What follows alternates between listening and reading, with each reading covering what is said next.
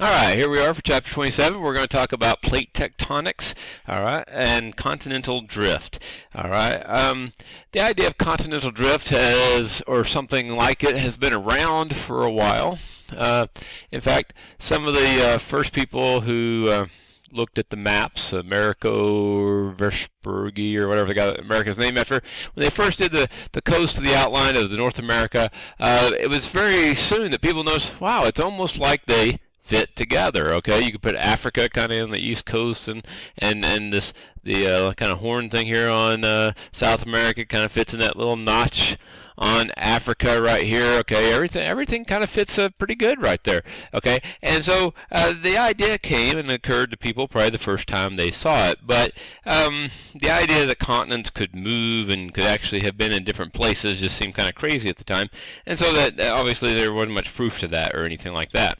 Okay, and the idea kind of went along until a scientist named Alfred Wegener. All right, he was a German. Primarily, his field of expertise was in meteorology and climatology and so forth. But he was kind of a wide generalist. He was interested in a lot of different types of geology and other earth sciences and stuff like that. And so he came up with an idea which he called continental drift. And the idea is that the continents have not always been where they are, but they have moved around over time. Okay, and since he had a lot of backgrounds, a lot of different areas, he had some pretty good arguments to come up with this. And this was about 1915 when he published a book. Okay, and his idea was they had been moving slowly over time, and that's basically what continental drift is. And he came up with the idea that maybe all the world's continents, the 7 different continents, were once joined together in a supercontinent, which was called Pangaea.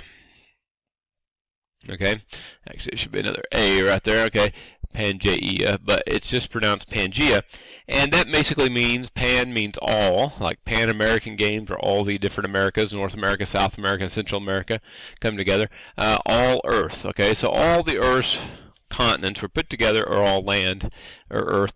All those were put together as one continent. Okay, now he had some pretty good arguments for his ideas. First of all, like we said, the most obvious one that people talked about for a long time was just the way that a lot of the continents, particularly if you went out here, not just the coastline, but looked at where their continental shelf in between where they sorry, I can't do that, but where it actually stuck out, the continental shelves fit together very well. It looks like they could have fit. There seemed to be a big correlation between the shapes and how they could fit together. All right. Another example, though, besides just the fit, was the fossil evidence. All right. There were certain fossils, for example, of land-dwelling species that are found in South America, and they're found on the west coast of Africa.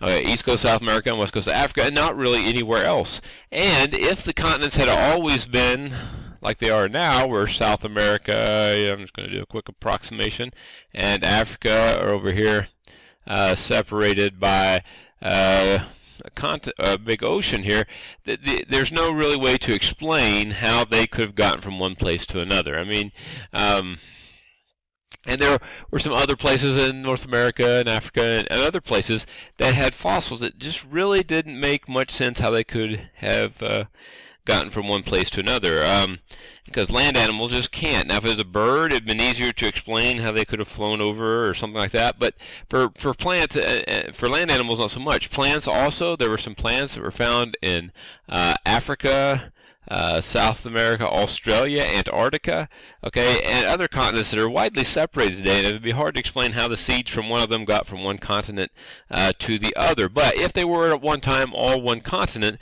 then those trees might have been present in all places, and then gradually got separated as the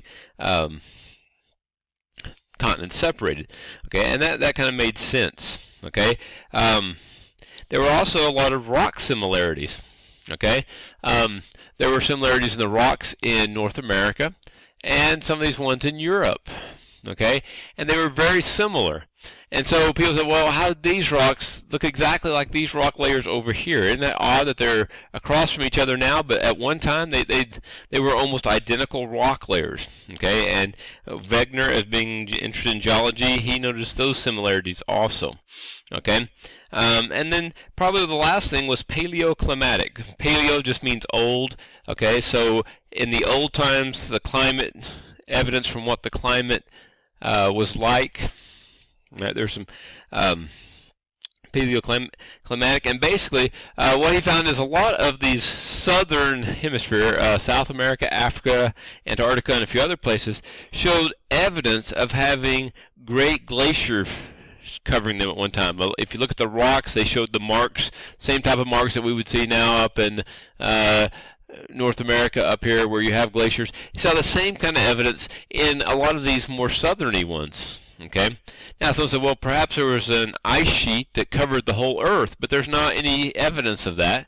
And at the same time, same rock layers, the equivalent what we think are about the same age rock layers, North America showed very much more like a tropical climate at that time. So if this whole thing had shifted and this was down over the South Pole, Australia and South America and Africa and some of those countries, it would have made sense that they had an ice sheet. North America and Europe and so forth might be showing more of an equatorial, around the equator, tropical type of environment, okay, and that would make sense. And then over time they've moved to their positions where they are now. So there was some evidence there that also seemed to support his theory. So he had a lot of good theories, but one, he probably was not listened to, one, because it's just such a radical idea, but also because he was a meteorologist, okay? Here's a meteorologist, primarily, that's where his training was, even though he knew a lot about geology and stuff too, and he was trying to tell these geologists, here's how the world happened, and it's completely different from what y'all have been telling people. That was not accepted very good to begin with. That part didn't help. He didn't publish in big papers in the geology field, and they weren't really inclined to listen to someone who studied the weather. But the other biggest problem he had is he could not explain how the continents could actually move, the mechanism. How can continents, which are solid earth, land, obviously massive amounts, how could they just start moving across the continent? He couldn't explain that. Now, his idea was that it's kind of like up in the North Pole when the ice is frozen over and the ocean is frozen over, they have icebreakers that just kind of crush through the ice and knock their way through it. And that was the one thing he could suggest. The continents were somehow just plowing through the crush and through the oceans like a boat, bursting loose the rocks that were there and pushing their way through. Okay? And at that time, they didn't know much about the bottoms of the ocean, so they couldn't really prove that one way or another, but that seemed highly unlikely. Okay. The other reason, why would they move? Why would they go smashing through this? And Wegener could only offer that somehow the tidal pull of the moon or something was pulling them, but nothing very conclusive. Okay. So his evidence was very good, and we think basically all his evidence is correct. But because he couldn't explain how the continents could do this, what kind of mechanism would cause this to happen, his ideas were kind of dismissed at the time. And it began to get accepted later, but really not until after he had died. And he ended up going to Greenland, studying glaciers up there, and eventually died, and is still part of a glacier up in Greenland. Now, at Wegener's time, they didn't know much about the ocean floor. They didn't have a lot of information. In fact, the ocean is still a relatively unknown thing to us because we can't see it very often. But at this time, they couldn't see much at all of it. They didn't know much about it. So, as we started learning more, there's different things that started to support and explain how Wegener's idea could have come about. Okay, and so one of it was studying the Earth's magnetic field. Okay, during World War II, there were submarines with sonar, and they, of course, were searching for submarines. But there was a guy named Harry Hess, and he had worked at, I want to say Harvard, but I'm not sure, but at a large school, and he was a geologist by training. And so, yes, he was using the sonar to track submarines and stuff, but he would leave it on all the time, and he was just recording what he found about the ocean floor as he was doing this. And so there was a lot of information now that he was seeing on the ocean floor. And one of the things that they had known before from trying to put transatlantic cables and so forth down is that out in the center of the Earth there was a large ridge. Okay, there was the Mid-Atlantic Ridge, it was called. Okay, and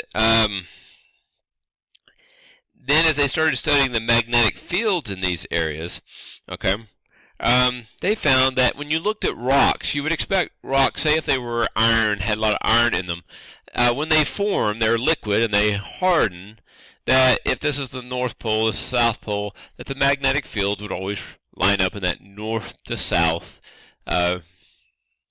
orientation. But as they looked at and took samples from and these different rocks down here, they saw that some of these were actually going in the opposite direction you would expect them to do, or they might be off at angles like this. And so something about this suggested that maybe when these rocks were different formed, they were pointing different directions, or the magnetic field of the Earth had shifted over time. Okay, and so both of these supported the idea that maybe things have been changing over time. And he also showed these ridges that were out here in the middle of the ocean. Okay, the Mid-Atlantic Ridge. Okay, and in other parts of the ocean, there were deep trenches where it went way down. Some of these are much bigger than the Grand Canyon and other fairly large canyons on land. Okay, these were quite a bit larger and very impressively sized and sort of things down in the ocean. Why are there these deep trenches out there? Why are there these ridges? Okay, and so turned out that some of the deepest part of the oceans are near the continents, which instead of being out in the middle you would expect, but they're actually out in the middle. The water is relatively shallow. These deep trenches tend to be near continents. Okay, and basically, as they got better, they could take rock samples from these different places along the ridge, and what they started finding out is that these rocks out here were older. The rocks toward the middle were newer, and as you went out in either direction, the rocks became older. They were not all deposited at the same time.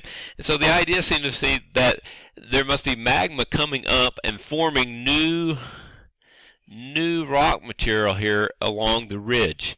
Okay, bubbling up and making new ridge.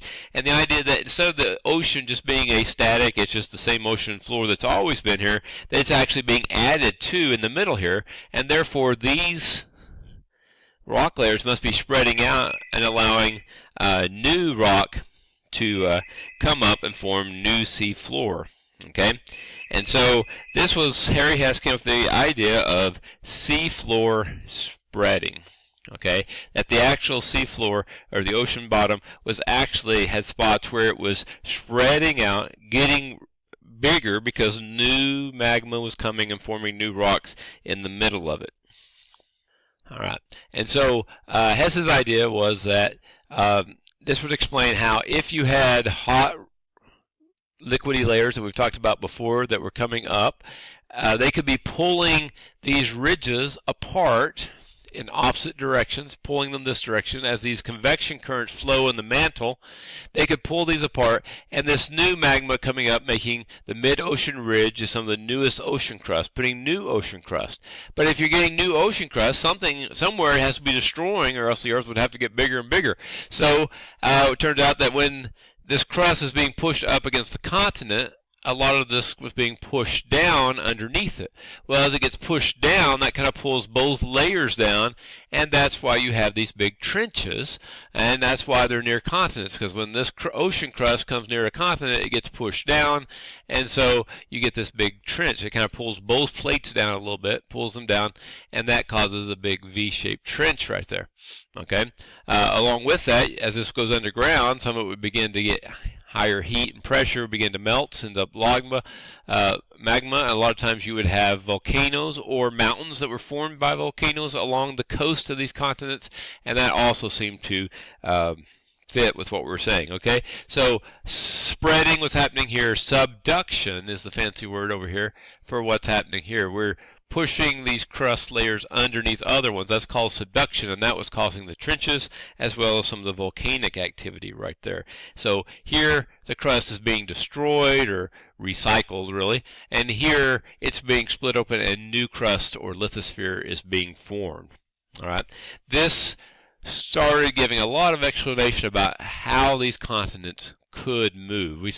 It took a while for them to figure out all the stuff about how the mantle, as they learned more about the mantle, that it might be doing the convection currents, but now it was all starting to make a little bit more sense because they could explain how these continents can move at a very slow rate.